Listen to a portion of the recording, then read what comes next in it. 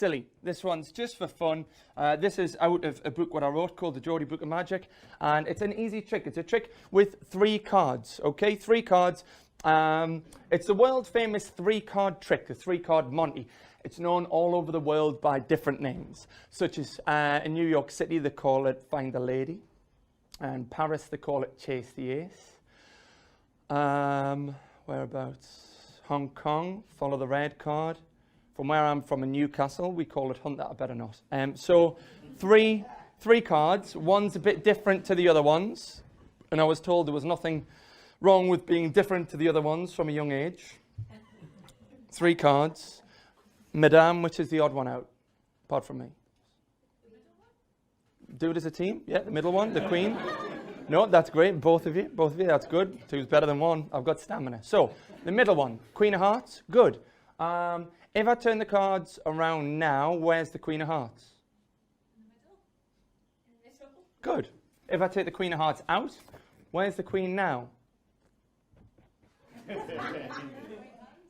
My right hand? In your right. Good. Would you bet me £50 that the Queen of Hearts is in my right hand? I thought one of the 2 of you would be clever. No? You would bet, wouldn't you? No brainer. Huh? Oh, wait a second. I was distracted because I was using 2 people over there. How about we just do a beer instead of £50? Yeah, that's fair. Yeah, all right, Newcastle Brown Ale for me. Yeah. I'll be honest with you, I'm all hype. And I got the call and said, can you come to Manchester and do this? 15. And I heard the money was good. I said yes. But I've never actually done this before. Just sounded like a really good idea on the phone that time. Here we go. Trick number 1. 30. Slow down. Escaping from the hat.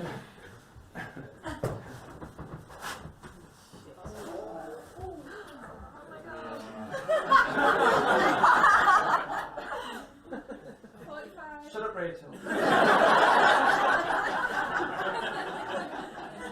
Okay, have us links. It's a boy! A really hairy boy. Encouragement would be good. Make some noise. What's the time? 60. Dislocation number 2.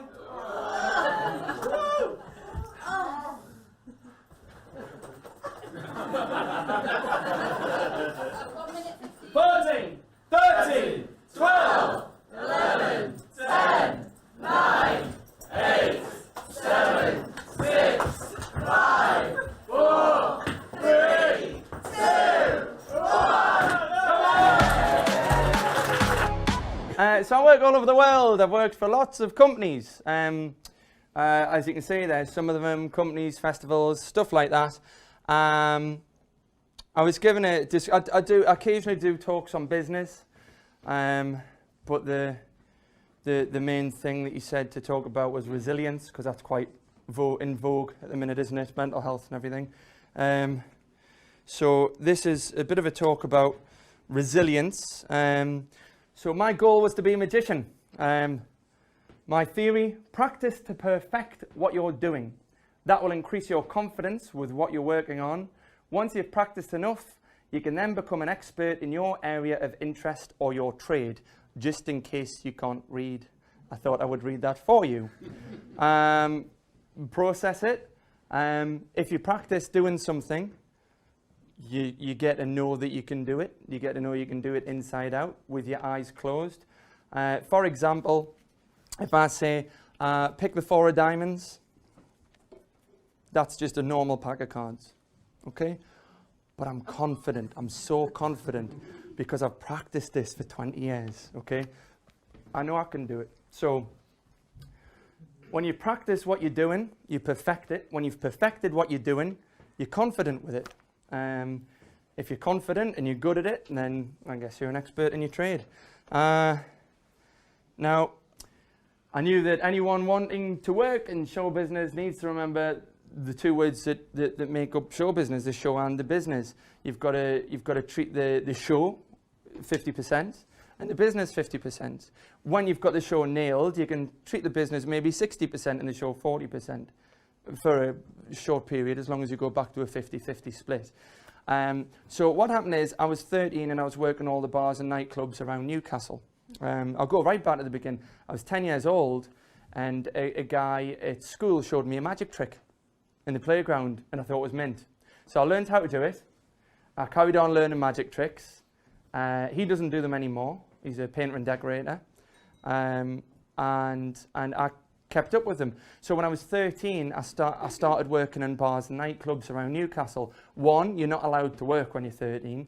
2, you're not allowed to go in bars and nightclubs when you're 13. So it was a perfect combination. They kind of cancelled each other out. It was fine. So I was working in bars and nightclubs for tips, okay?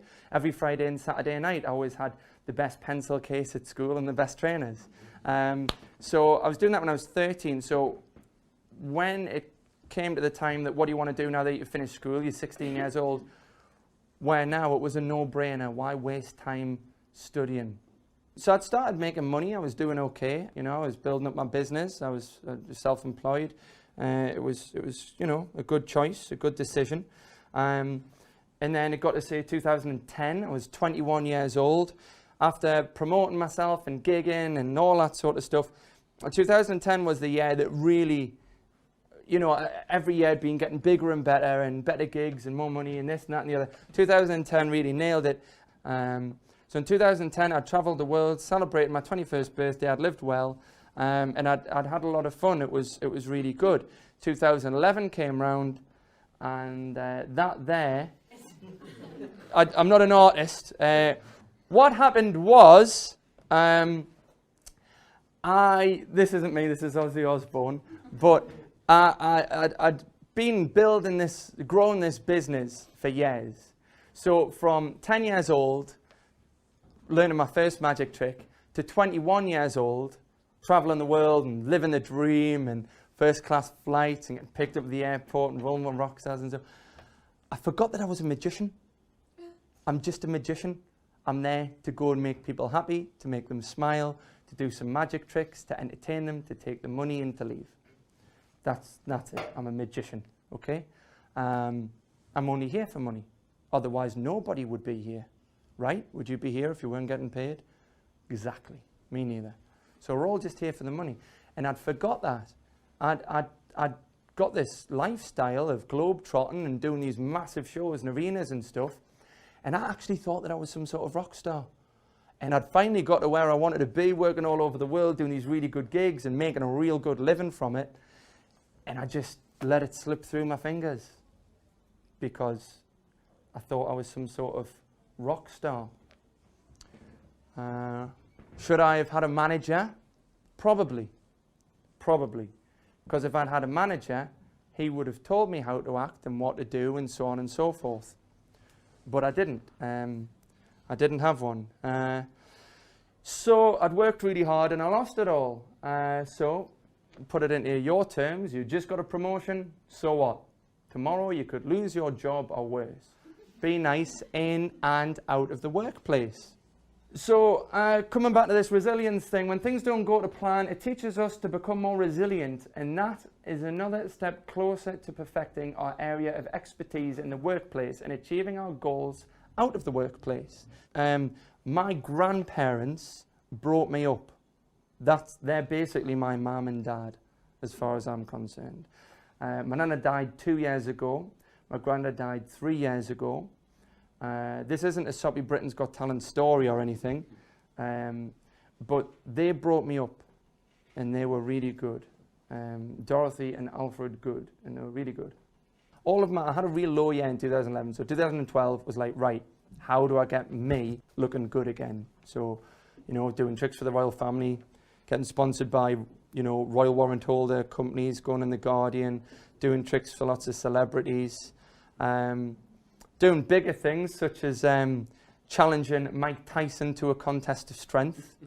I managed to get the gig to perform before his sportsman's dinner talk. What did I learn from that? No matter how good you are, what you've done, where you've been, who you know, how fantastic everything is, nobody is invincible. And always make sure you've got a backup plan. You've got to look after yourself. Look after yourself. take opportunities, and if there seems to be no opportunities around, then create your own. That's what I'd learned to do over the years. Things like with challenging Mike Tyson and getting my branding back together and stuff like that. For example, the people you'd love to work with on hiring you, don't worry, you hire them. So what I'd learned from becoming really good to failing, to becoming really good, to getting a health problem and getting a big setback, to getting really good again, is once I got really good again, I didn't mess it up and a health problem didn't get in the way. So once I got really good again, I thought, what do I do now? How do I go about it?